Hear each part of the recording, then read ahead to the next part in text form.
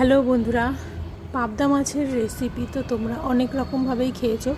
তো আজকে এইভাবে পাবদা মাছের রসা বানিয়ে খেয়ে দেখো, আশা করি তোমাদের ভালো লাগবে। তো বাই দ্য ওয়ে, আমি শম্পার মনের রান্নাঘরে তোমাদের স্বাগত। তো চলো কী করে বানাতে হয় পাবদা মাছের রসা তোমাদের আজকে দেখাবো। পাবদা মাছটা ভালো করে কেটে ধুয়ে নিয়েছি। এবার এই পাবদা মাছে লবণ হলুদটা মাখিয়ে নেব। আর লাগছে তোমার এখানে মশলা, আমার রসুন বাটা, আদা বাটা, পেঁয়াজ বাটা আর পেঁয়াজ কুচোনো, হলুদ, লবণ, লঙ্কার গুঁড়ো, আর লাগছে সর্ষে পোস্ত বাটা। তো চলো এবার মাছগুলোর মধ্যে নুন হলুদ মাখিয়ে নেব। নুন হলুদ মাখানো হলে এর উপর দিয়ে আমি একটু সামান্য চালের গুঁড়ো মাখিয়ে নেব মাছগুলোর মধ্যে। তো দেখো নুন হলুদটা মাখিয়ে নিয়েছি। এবার এর মধ্যে সামান্য চালের গুঁড়ো দিচ্ছি আমি। চালের গুঁড়োটা দিয়ে মাছটা ভালো করে মাখিয়ে নেব।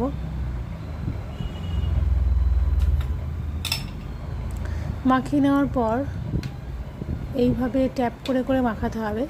মাখিয়ে নেওয়ার পর আমি মাছগুলোকে ভেজে নেব।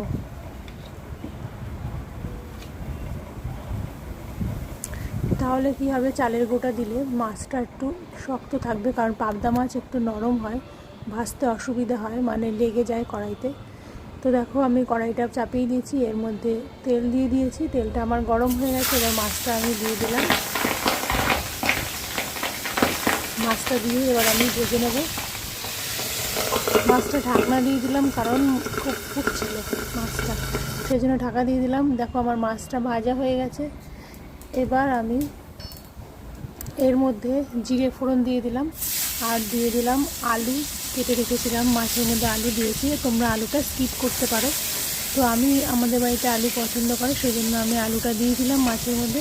এরপর এর মধ্যে আমি পেঁয়াজ দিয়ে দেবো। পেঁয়াজটা আলুটা ভালো করে ভাজা হয়ে গেলে তার মধ্যে আমি বাকি মশলাগুলো দিয়ে দেবো।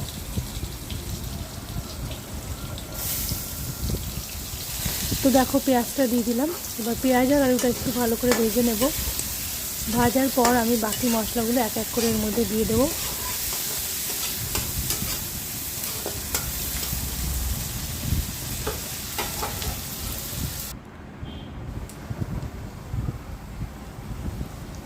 দেখো আমার পেঁয়াজ আর আলুটা ভাজা হয়ে গেছে। এবার আমি এর মধ্যে দিয়ে দিচ্ছি লবণ, স্বাদ মতো লবণ দিয়ে দিচ্ছি। তারপর দেবো এখানে হলুদ গুঁড়ো, তারপর দিচ্ছি লঙ্কার গুঁড়ো,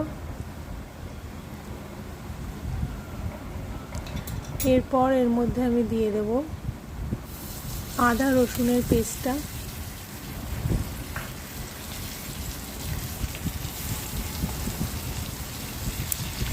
এরপর এটাকে ভালো করে নেড়ে নেব। ভালো করে একটু নেড়ে একটু কষা কষা মতন হয়ে এলে তারপর আমি এখানে সর্ষে পোস্ত বাটাটা দিয়ে দেবো।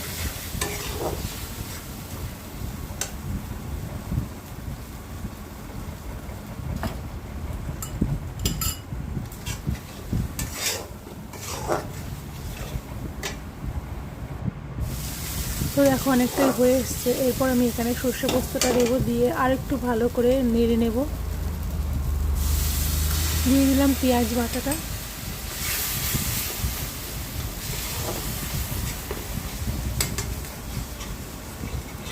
পেঁয়াজ বাটাটা দিয়ে ভালো করে আর একটু নাড়িয়ে নিয়ে তারপর এখানে সর্ষে পোস্ত বাটাটা দিয়ে দেবো।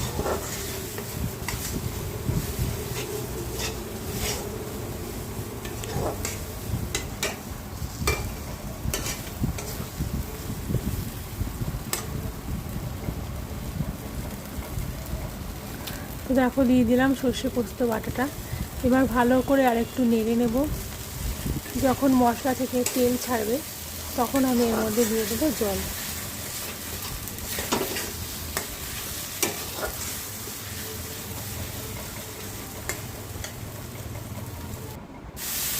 তো দেখো আমার মশলাটা কষানো হয়ে গেছে। এবার আমি এখানে জল দিয়ে দিলাম পরিমাণ মতো, যেটুকুনি গ্রেভি চাই তোমাদের সেইটুকুনি জল দেবে।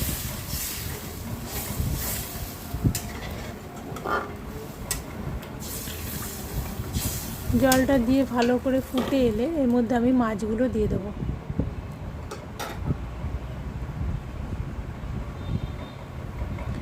মাছগুলো দিয়ে আমি ওটাকে 2 মিনিট মতো ঢাকা দিয়ে রাখবো।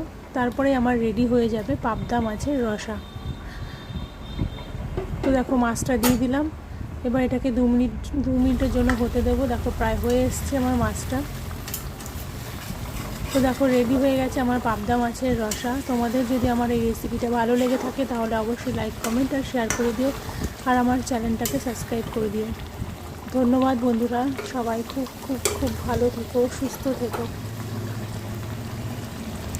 তো দেখো রেডি হয়ে গেছে আমার পাবদা মাছের রসা। একটা প্লেটে আমি বেড়ে নিয়েছি।